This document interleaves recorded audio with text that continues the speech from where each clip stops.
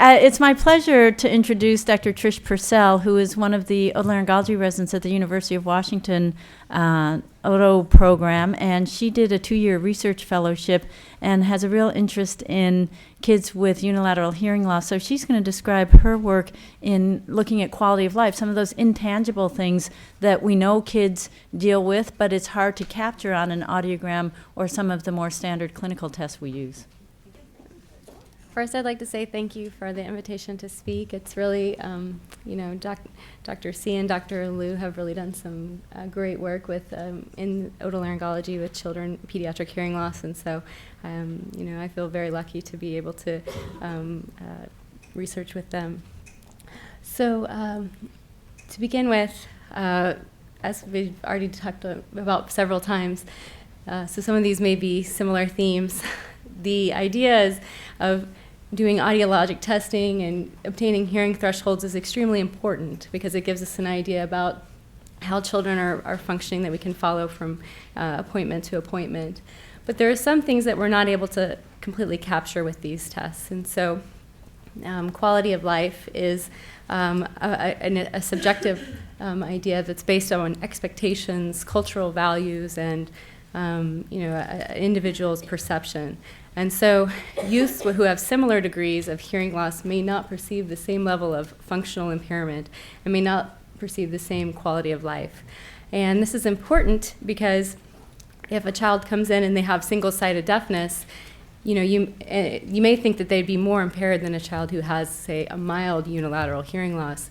But that's not always the case. And it's important to be able to understand how severely they're affected because that may affect what we offer them in terms of intervention. So to better grasp the impact of unilateral hearing loss, we've taken to doing some semi-structured interviews. And interviews, these are about an hour long with 15 youths. And we chose youths who are able to self-report, so who are ages 11 to 17. 11 was selected because above that age, children are considered mature enough to be able to understand how they're affected, both at school and at home. And we interviewed children up through, high school age. We interviewed, about 50-50, so 9 males, and 7 of them, interesting, were using personal level amplification devices or assisted listening devices. In terms of the degree of hearing loss, 6 of them were profound, 3 were severe, 4 moderate, and 1 mild. So we had a range of hearing thresholds. So the aims of our interviews were first to qualitatively describe the impact of unilateral hearing loss based on the words of the youths who we interviewed. So this was an opportunity for them to explain how they felt like they were individually affected. And then our second aim was to ask them how they felt that their experience differed from youths with bilateral hearing loss. And again, this is asking them to kind of do something that's difficult and put themselves in someone else's shoes, but I think this is an important question because we're still trying to determine, as in Dr. Liu's research, children who had mild bilateral hearing loss may actually have less impact on their quality of life than children who have unilateral hearing loss. And so we're still trying to differentiate how the impact of those different conditions. And then finally, our third aim was to generate themes as to how unilateral hearing loss impacts quality of life, whether there are some unifying themes through the interviews that we conducted. So these are a few of the sample interview questions. As I said, these were about hour-long interviews, so they were great fun for me to do. I really enjoyed speaking with the children. But there were, multiple pages of questions, and these are just a few examples. So how do you think that your hearing loss affects your time spent at home? And then asking them, do they think that background noises at home affect their ability to speak with family members at the dinner table? Can they close their bedroom door at home? Are they able to hear their mom calling them? Do they think that their hearing loss makes a difference in how they get along with their family? If they don't hear their dad telling them to take out the trash, does that become a source of family conflict? And then how do you think your hearing loss affects your time spent at school? So does having hearing loss in one ear affect their ability to participate in class? Do they like to sit at the front of the class? Do they feel like that stigmatizes them in some way?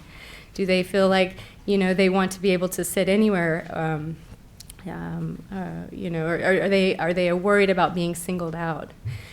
And does their teacher use equipment such as a speaker or a sound-filled FM to help them hear in the classroom?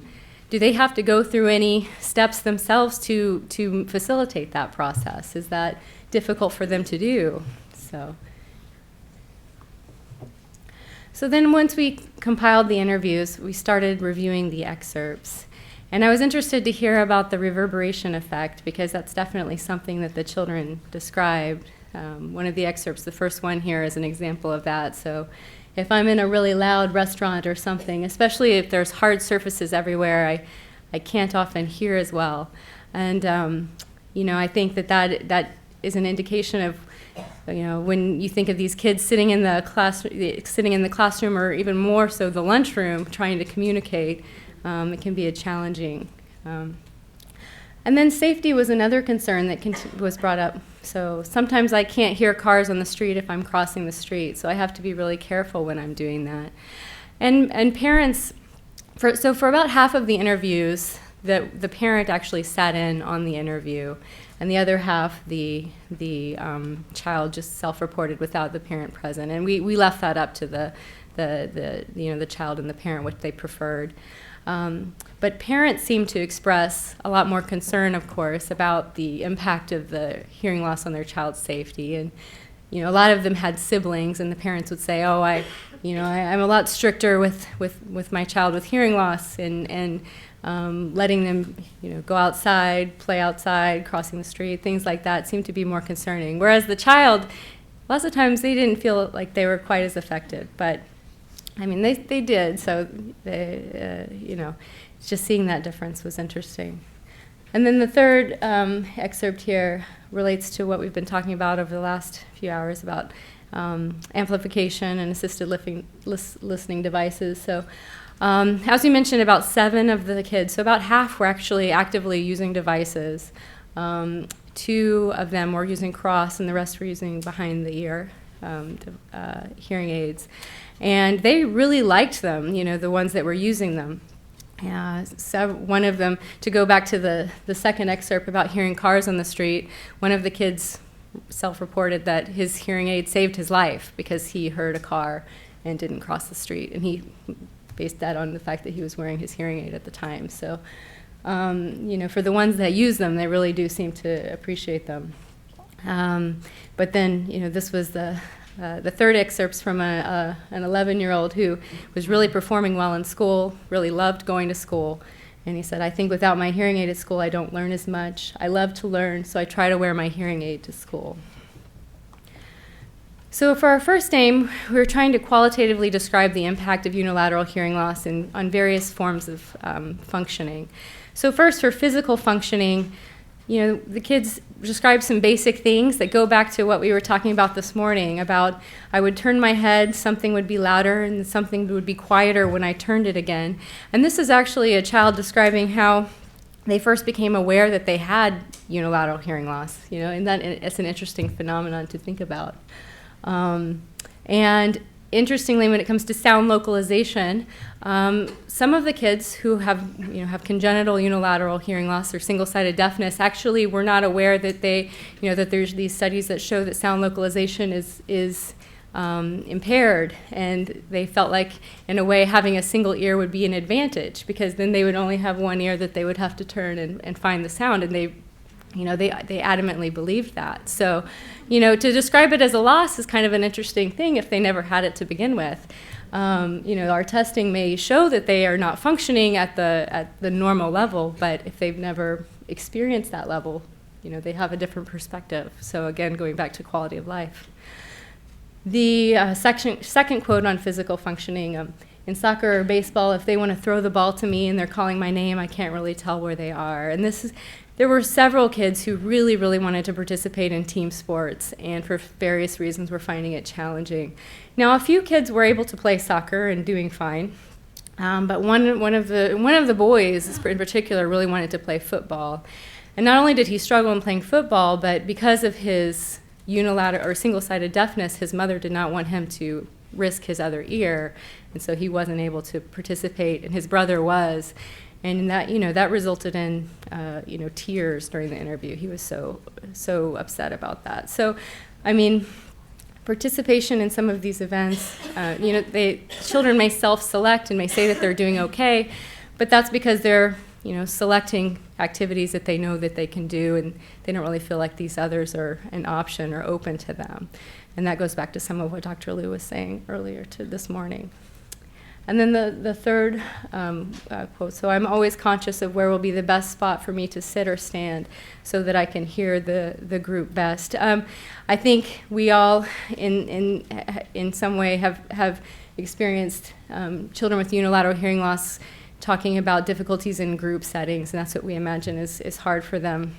To follow conversations, to ferret out sounds that are important in a noisy background setting.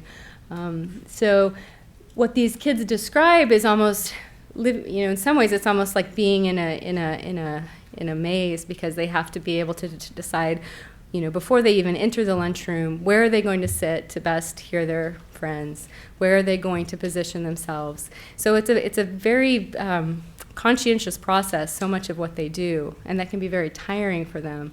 So, for example, they're going to the movies. They have to make sure that they put themselves on the end, so that their good ear is facing all of their friends, and they have to know that before they walk into the theater.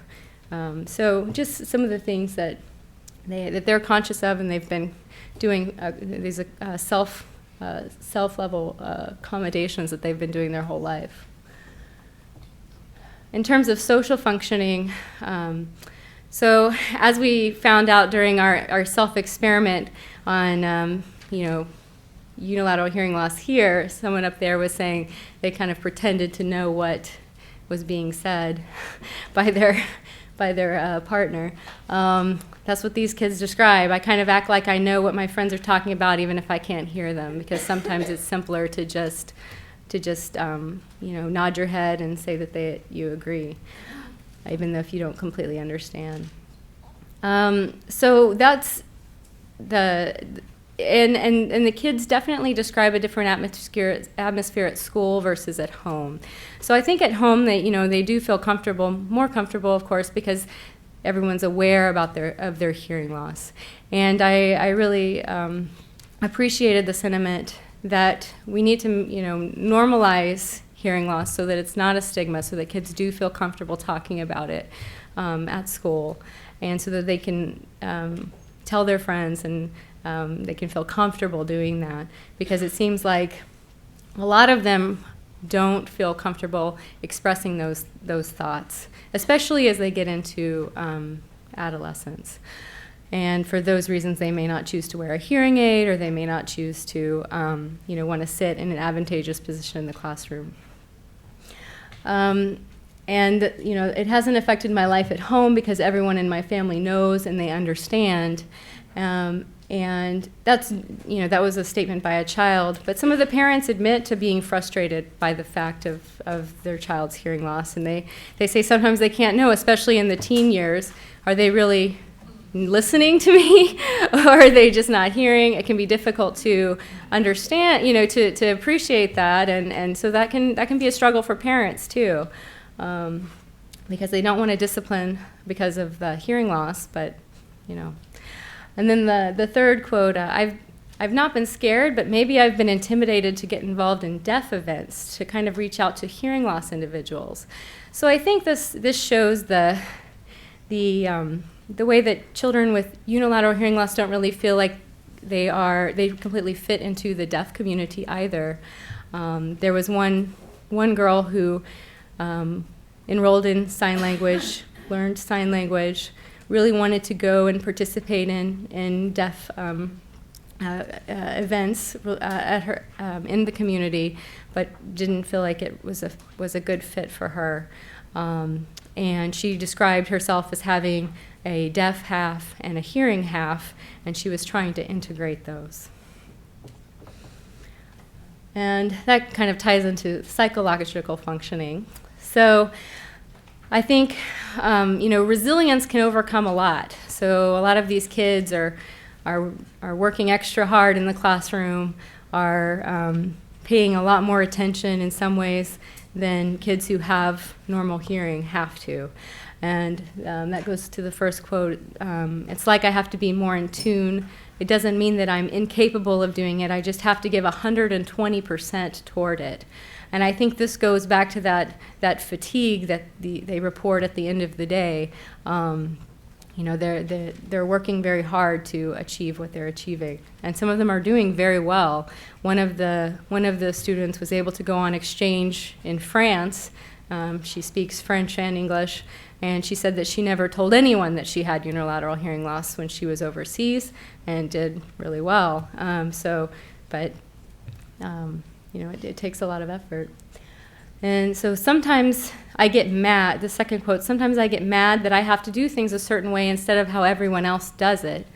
I think this gets to a lot of the different frustrations that kids have, whether it's by comparing themselves to their sibling or by the fact that there's something they really want to do that's no longer an option for them because they need to protect their hearing ear. Or they're just not able to localize sound well enough to participate in team sports, etc. And then, but a lot of the kids feel like they're doing pretty well. The third quote, I don't have a lot of disadvantages, I still get treated normally. So they describe these limitations, but at the same time, they feel like they're doing okay, although there are specific areas for improvement. So aim 2, describing the differences in unilateral hearing loss and bilateral hearing loss. And so I think these are some of the sample excerpts that relate to particular points that have come up today. And I think it's really neat to have these quotes from the kids describing these concepts. So the first is a 11-year-old male saying, sometimes I can feel unbalanced if I'm in a really loud place, and it can drain my energy that way. Whereas if I was in 2 ears, I would feel more balanced. So this gets back to the idea that asymmetry in hearing may be more important in some ways than the hearing threshold, particularly if it's just a mild hearing loss. So the fact that they have that difference.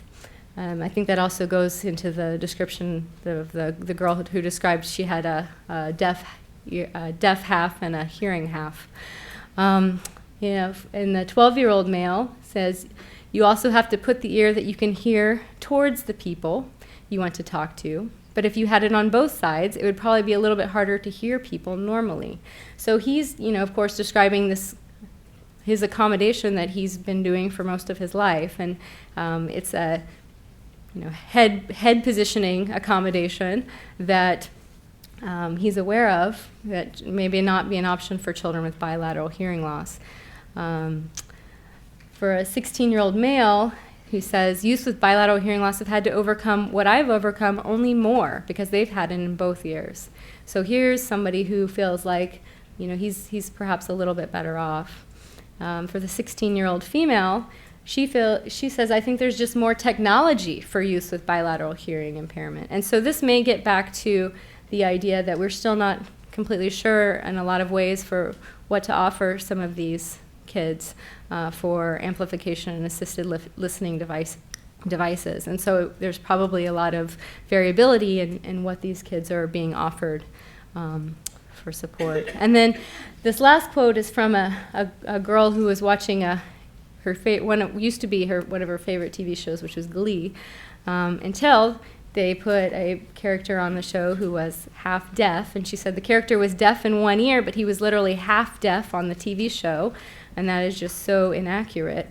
So she felt like it was not capturing her experience.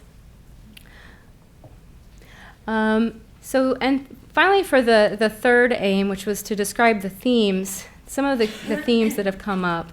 And, while I don't think any of these are going to be too surprising to everyone here, I think it's nice to hear them in the youth's words. So difficulty with fast-paced activities. So it's kind of hard listening in the direction while you're playing the sport. And teammates, you think they're saying your name, but they didn't. So this gets back to the idea that participating in a lot of activities, some of the other ones that were described were skiing, driving, things where you have to be able to detect sounds quickly are particularly challenging. Problems with sound localization. If someone's calling my name, I can't tell where they are. The importance of head and body positioning. I'll try to sit on the far right of the table so I can hear everything that's in front of me and to the left. So, that limits their options when they're trying to sit with their friends. Difficulties with attention. So particularly in noisy environments like a lunchroom, when someone is talking to me on the side of my deaf ear, if they don't already have my attention and they just try and start talking to me, 90% of the time, I won't respond. So, this is a frustrating situation for that child because their friend might not know if they're ignoring them. If this was a teacher, they may get in trouble for this, if it was their parent. So, and then, of course, safety concerns. My parents have said that I'm an overcautious driver and I'm checking my blind spot because I can't hear if there's a car coming right next to me.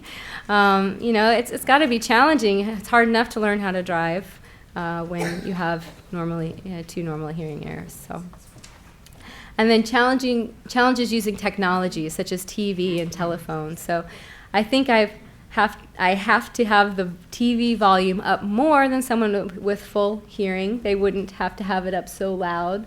I had a number of the kids talk to me about the earbuds and how they think it's so neat because you can actually shift the earbud volume to just one ear. And so all of the sound goes to their good ear. Although, using earbuds in their one full hearing ear is kind of, concerning in some ways.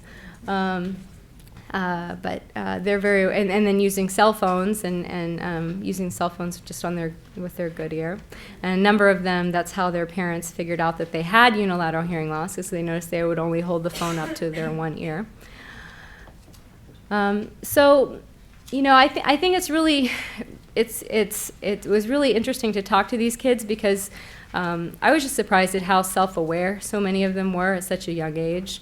I mean, these were 11, 12-year-olds, up to 17, but they were already aware of many of these things that we've been describing here.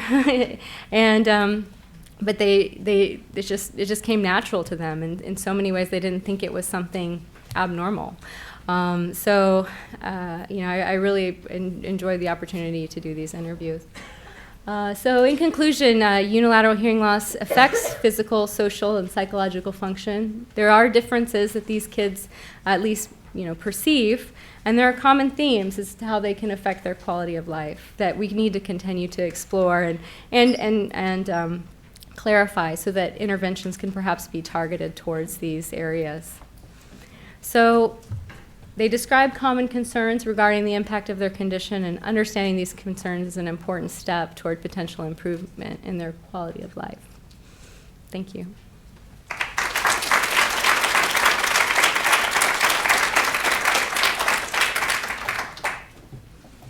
And I would like to acknowledge Dr. C. and Todd Edwards at the University of Washington, who are my research mentors.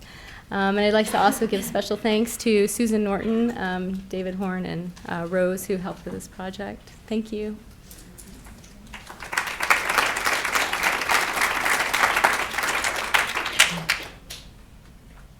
Any questions? Great, thanks. I'm going to invite all the presenters to come sit up here, and we'll just have a few minutes of just a panel discussion. Just for any last questions people might have. Oh, sorry. Go ahead. Oh, go ahead. So, I thought that was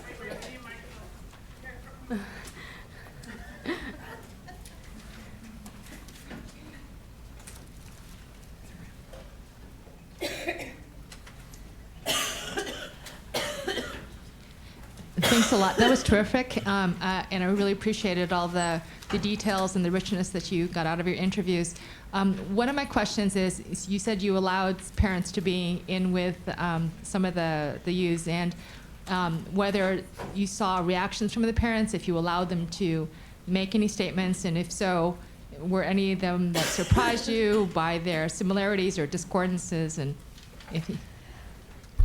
That's a really good question. I actually liked how it worked out that about half ended up being with a parent and half didn't, because what I found was that I felt like a lot of times the child would tend to want to downplay to me what the impact was, when the parent would say, well, actually, remember, you don't ski because, they say, oh, yeah, I can do whatever I want. And they're like, well, actually, you wanted to downhill ski, but you found that that's not an option. You didn't feel safe doing it. And they're like, oh, yeah, that's true. So, but then there was also so I think that the parents were very useful in that regard. They could... But then again, as I mentioned with the safety concerns, it felt like the children felt less vulnerable than the parents felt like they were. The parents wanted to guard them more. And so, yeah, there were some differences that came out. I thought it was useful to have a mix.